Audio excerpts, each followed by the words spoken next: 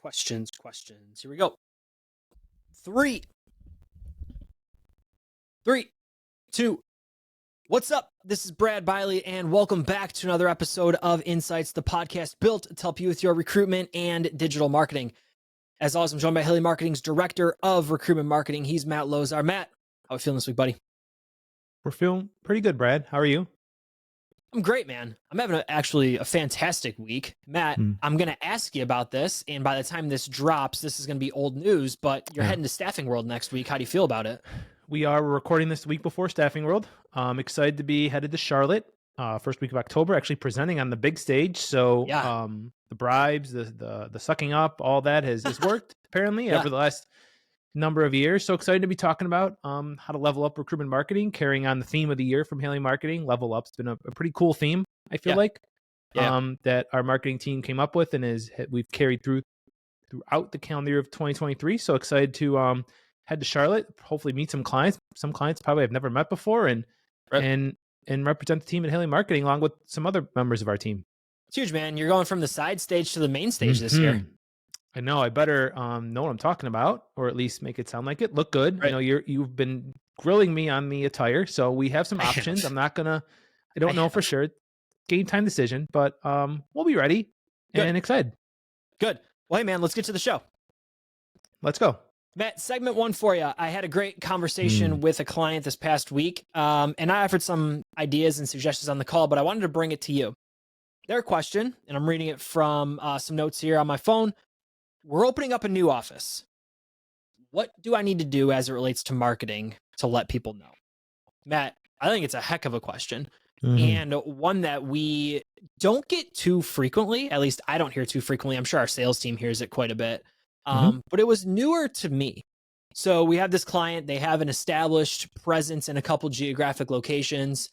They're opening a new office in a new location. And we were chatting and they said, Brad, what should we do from a marketing standpoint? So Matt, I'm going to pitch it to you first. You're opening up a new office, Brad Staffing Firm. We're in Buffalo, Chicago, Cleveland. We're opening up a new office in Tampa, Florida. What should we do? My first reaction, and this is a little more strategic, is you have no idea what I'm going to say here. I think the AIDA model. Ooh, okay. Because I'm going into a new market and it's really hard for any business, take staffing out of this, to enter a new market, geographic, demographic, whatever, and just say, here, buy this. Right. It's hard to say that to people that know you, but if we work on awareness, we work on, Brad Staffing Agency is now in Tampa. Great. I've heard of Brad Staffing Agency. Interest. I kind of like it, right? Yep. Desire sides, desire stage. Oh, now I want it. And then awareness, action. Now is when they apply for the job or give you job orders. So I think it's got to be a little bit of a funnel. To do that. We could dig into tactics, but strategically that seems like the right idea. So typically, if you're listening to the show, Matt and I will prep ahead of the show. We might compare some notes. We might chat about it. Matt, my brain is nowhere near there. and it's interesting that you took that approach in terms of how to drive business in that new market. My whole thought was going down like, how do I tell my current clients? Do I need to update my website? Do I need to update a business card? Like things like that. Matt, let's stay on your wave first though, right? So you're breaking into a new geographic location. Matt, I couldn't agree more. No one knows who you are there. You're probably, you're going there for one reason or another. Maybe you're following a client, right? Maybe Brad Staffing Firm has a client who now is doing business in Tampa. So you're sort of going with them. Or maybe heck, you're just moving and you want to open up a location there. I get it. But yes, in Matt's opinion or Matt's mind, the AIDA model makes perfect sense. If you're prospecting in a new location, we need awareness, interest, desire, and then ultimately action. Matt, the challenge with our industry, we do that completely upside down. We want orders now. We want action now. We want people to apply to jobs now. We want action yesterday. We don't think as an industry, we need the awareness, the interest, the desire, then the action. We as a stereotype, and typically as I see this, and I actually just said this on Smart Ideas Summit 3, we look at that triangle completely upside down. So friends, I'm encouraging you, just like Matt is, to flip that as it should be: awareness, interest, desire, and then action. Matt? We struggle with it as an industry, probably because staffing agency clients want candidates right now. They have a need. They're coming to staffing agencies, and it's speed to fill more than any, a traditional HR hiring process. So that kind of makes sense. But I think there's commonality in between where, I don't think we're 180 degrees off here. I'm strategically, but then even like you said, let my current clients know, okay, they got to be aware about it. They're at different stages of that ADA model because you've worked with them for years. A new client's going to be a little different. Update your website. Oh, that's part of that. Or send out emails, send out texts, just continue to talk about it. I think, there's some marriage and commonality there to do that. But that's where I think, your challenge to the industry to really buy into a longer term marketing strategy makes sense, because it takes time, and it's not just, Brad's staffing agency was in Cleveland and Chicago and Buffalo, and now it's going to Tampa because he wants to have nice warm winters. We can't just say, hey, come in, fill out that application today. There's a process. I think it's probably even harder, right? So it's easier, and I say easier very loosely.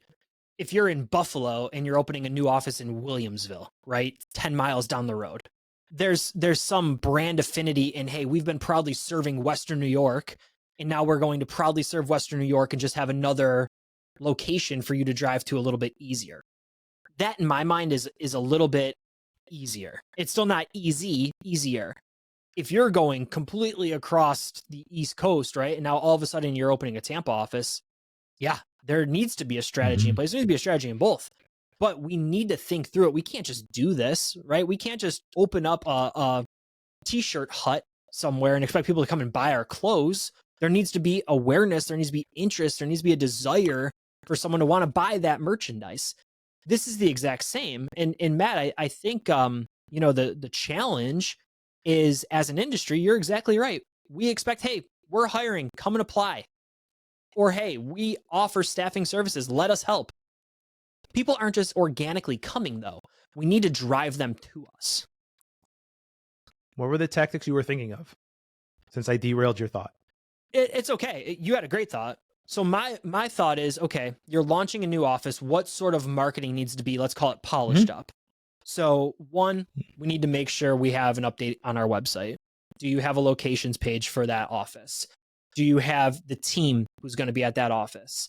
Do we have print collateral that is going to be working for that office specifically? Are they equipped to reduce friction in their sales process? Do they have things like business cards and one sheets and sell sheets and things that reduce friction in the sales process?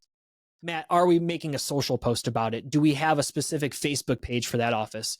Do we have Google My Business set up? Because millions of people are looking for businesses on Google every single day.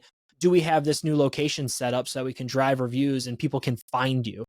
Matt, I'm thinking, are we sending an email to our database and saying, hey, we've been proudly serving these communities for X years. Because of that, we are now going to proudly serve this community. We see a demand here. We are going to help over here. Maybe we look at some pay-per-click advertising, right? So are we leveraging advertising to get our staffing firm in front of more people in that location? In Matt, you were talking more the strategy. I came in at the tactic level, which we tried to not do at InSights, which is interesting that we kind of came in at different points, but it's all the same. It's all the same of, we need awareness, interest, desire, and action. So I love the wave that you caught with that, and I love the direction you took with it. Good teamwork there. I think teamwork, baby. Yeah, I think we hashed that one out pretty good. All right, number 2, another question that our team got asked this week that we wanted to bring to InSights. I just launched a website a year ago. Do I really need ongoing search engine optimization work on my website?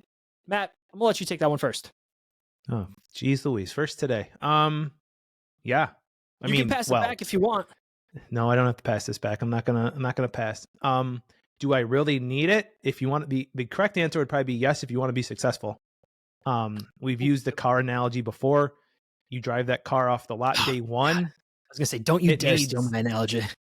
You're the son of a man who owns an auto shop. So you can probably talk about a little bit more, but you buy a car, it still needs work. You Yeah. buy a house, eventually it's going to need work. You buy Exactly a right. website, it needs work.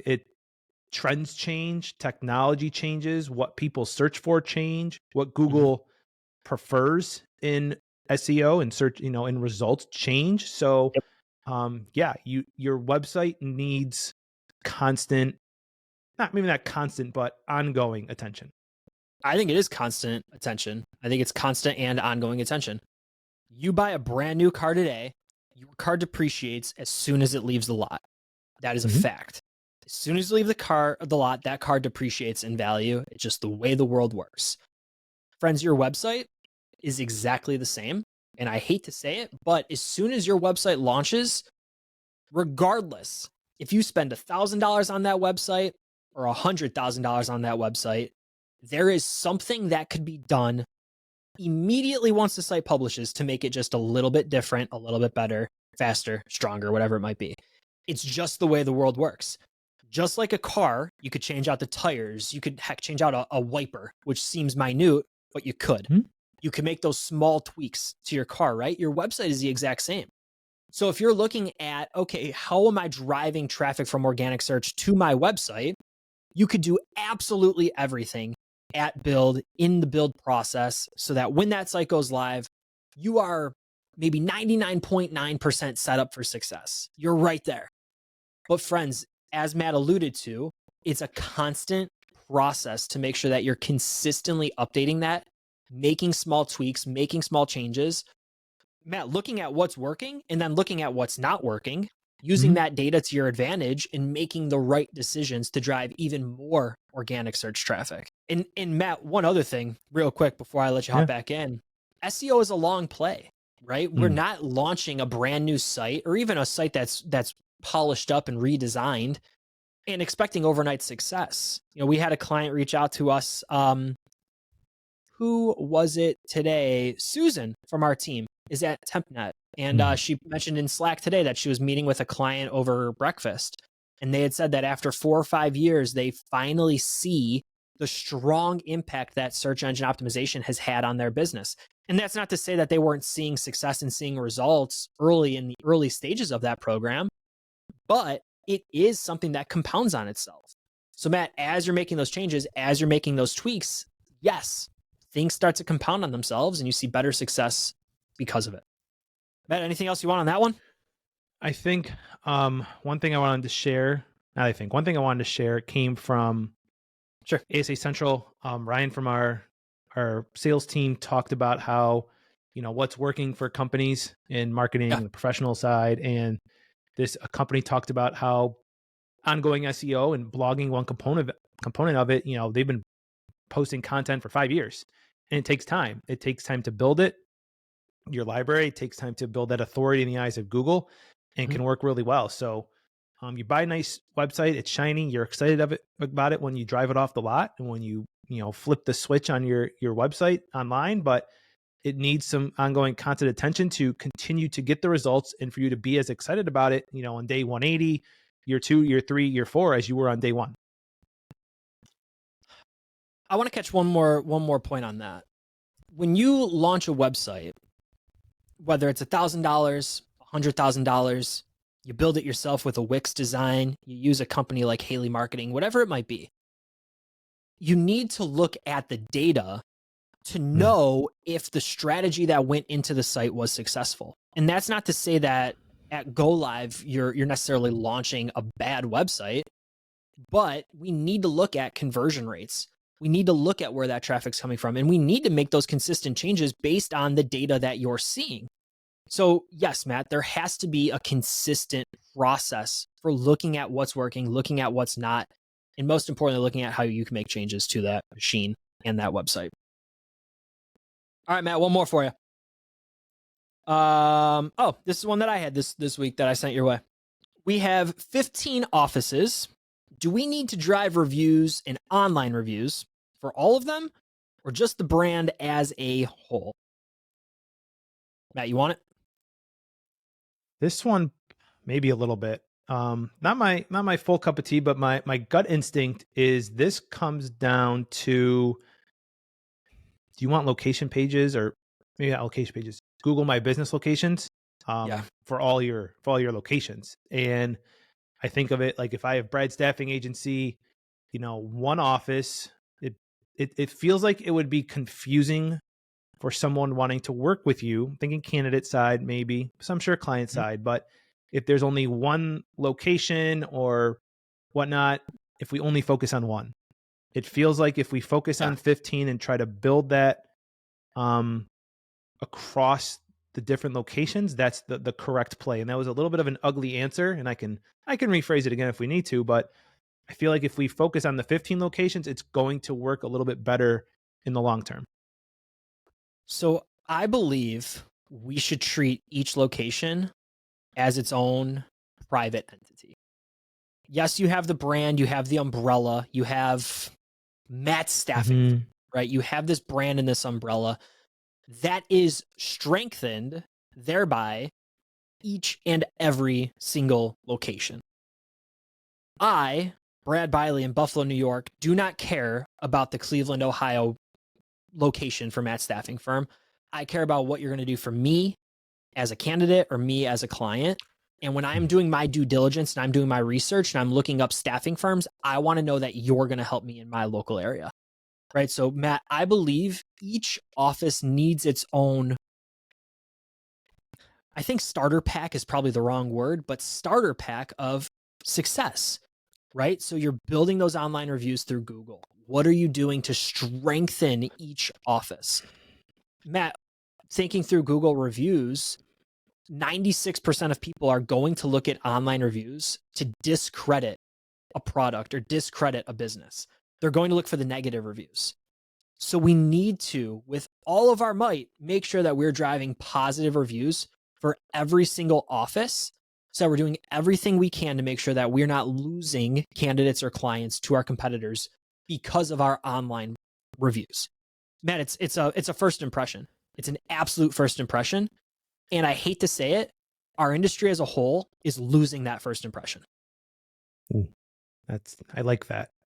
I keep thinking about, if we want to make this easy for our customer, whoever the customer is. And if you're in multiple cities, 100% on board with that. I was coming at it from the standpoint of, if I have 3 or 4 locations in the same city, which might be a little misguided, but definitely if you're in multiple cities, you need to push reviews for all of them, because if you're in branches that are even 30, 60 minutes, 2 hours apart, it's a very different experience for everyone. I was looking at it in the same city. If I have 2 or 3 locations, I want to do that as well, because Google's going to create a location for me because that's what people are going to search for. And if I'm in, the north side of Buffalo versus the south side of Buffalo, 30 minutes apart, totally different customer. Each office is going to be different. Each office is going to have different directions, all that information you search for. So you need to push for it. And I love the way you talked about that first impression. Because you've been pretty passionate about that online review data here in the second part of 2023, and it's impactful. People have brought that over from their consumer side to all aspects of their professional lives, and push those reviews as much as you can to continue to drive a really nice star rating for any of your branches or locations. Matt, I just caught a thought from a conference recently, and I wish I had this realization when I was sitting at the breakfast table. Somebody had mentioned that they were losing business to one of their direct clients. So Matt's widget company is hiring. They also use Brad's staffing firm, right? So they're hiring themselves.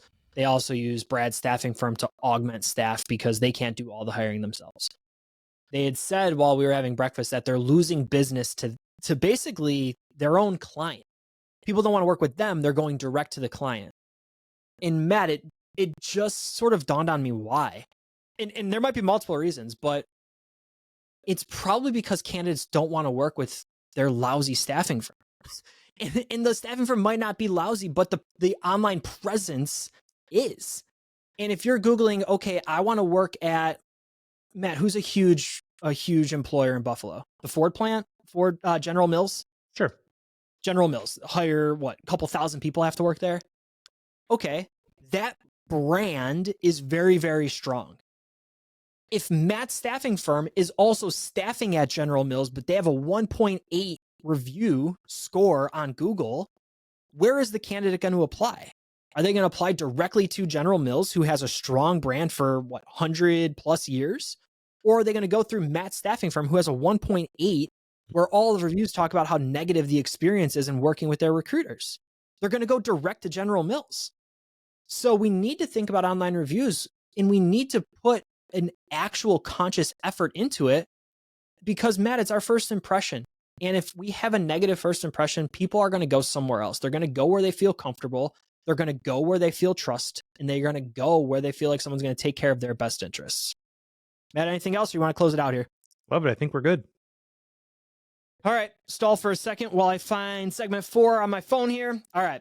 We partnered with a new great client. What marketing should complement this? You get to start. Matt, I was actually on a great, I have the opportunity to have probably 5 or 6 calls a day. This is one of my favorite calls of the week. So it's a company who is a little bit progressive in staffing. And when I say that, I mean that they want to brag about the clients that they're working with. And Matt, that might not sound that outrageous or that progressive, but in our industry, most people try to keep that information pretty close, right? They don't want to say who they're working with. I get it. I understand it. But this company wants to be very proud of who they're working with. So they came to us and they said, well, what should we do? How could we really, I'm going to say it, brag about the companies we're working with? Matt, you're the recruitment marketing guy. So let's talk sales. We partner with a new company. Put their logo anywhere we can. Start Great place to start, right? Great job. This is what happens. You go to the recruitment marketing guy for sales advice. Ask them for their logo kit. Good starting point.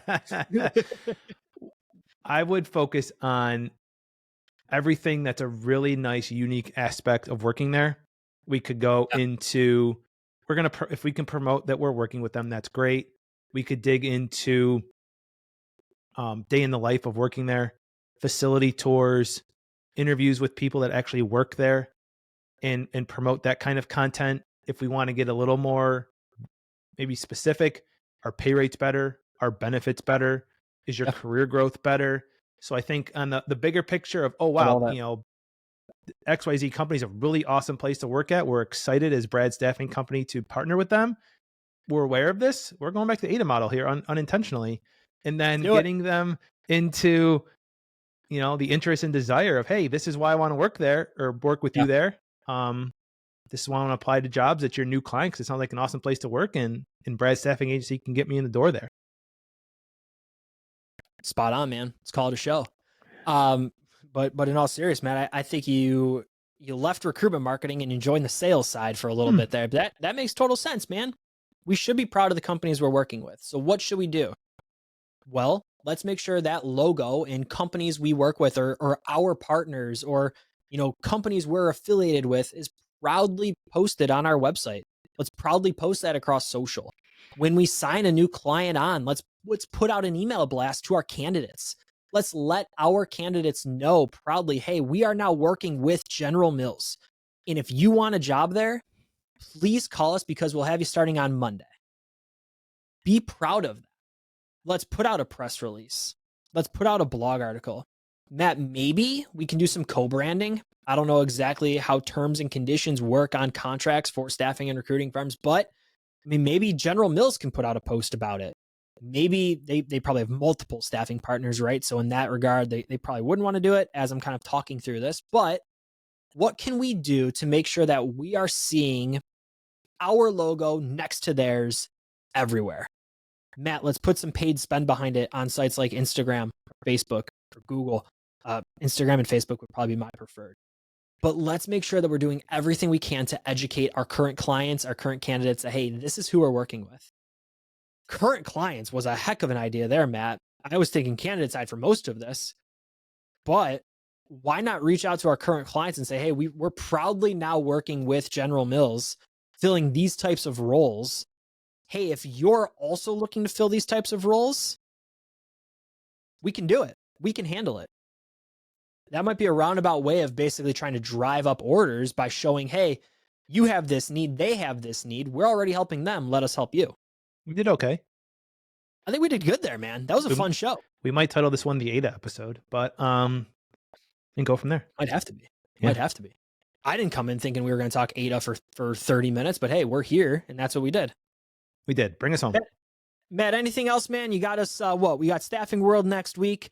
I'll be at Naps in November. Anything else on your mind before we get out of here? Nothing else. All right, man. I was going to say go Bills. I know you like the Browns, but I'm still going to say go Bills. Sure. That's our show. And thank you for listening to another episode of InSights. If you found this episode valuable, we would love to know. You can message Matt or Brad on LinkedIn to share your thoughts. Have a question for us? Well, you could tweet us at Haley Marketing and share your thoughts, or email info@haleymarketing.com. And of course, if you need a hand with your marketing or recruitment marketing initiatives, we would love to help. You can message info@haleymarketing.com and be sure you tell them InSights sent you. My podcast partner, Matt Lozar. This is Brad Bialy. We'll see you next time.